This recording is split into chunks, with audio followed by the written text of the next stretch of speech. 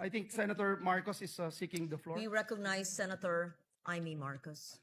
What's the pleasure, Thank you. I'd like to make a privileged speech as already reserved from last week.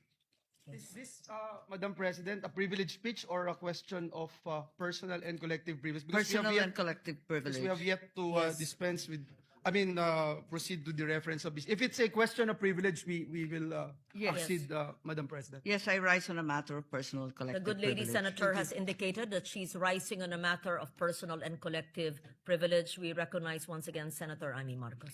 Thank you very much. Magandang hapon po, Madam President, our Majority Leader, the ladies and gentlemen of the Senate. I rise today on a matter of personal and collective privilege to address a pressing issue of utmost national importance. For far too long, our Filipino people have been left uncertain, confused, deliberately kept in the dark regarding the true intentions behind the continuing and increasingly belligerent efforts to upend the new Senate leadership and, worse, to amend the Constitution.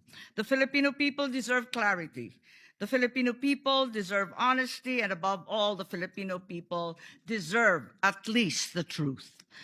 Madam President, today I will not rely solely on my own words. I will present before this chamber a short video containing documentation, footage, and statements directly connected to the ongoing efforts toward term extension and charter change.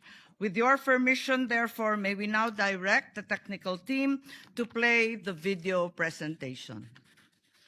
Bakit nagpalit ng liderato sa Senado? May I be allowed to humbly move to declare all seats vacant, Mr. President? With 13 affirmative votes, 10 negative votes, and 1 abstention, the positions in all the positions in the Senate is hereby declared vacant. Bakit ito nilusog?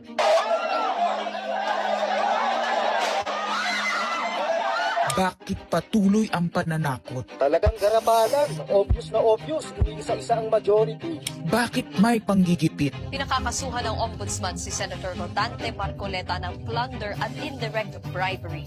Bakit may pambabaluktot ng kwento? Nililito nila ang publiko. Ang kainan ay naganap alas 4 ng hapon. Ang barilan alas 7. Pinagmamalaki nilang may nangangamusta. Si Camille Villar ang unang nag-update. Saka sila nagsiretline. Last convo, 4 p.m. Next chat, 10 p.m. Bakit may demolition job? Bakit may pait? Bakit hindi matanggap? Napakaraming bakit. At narito ang mga sagot.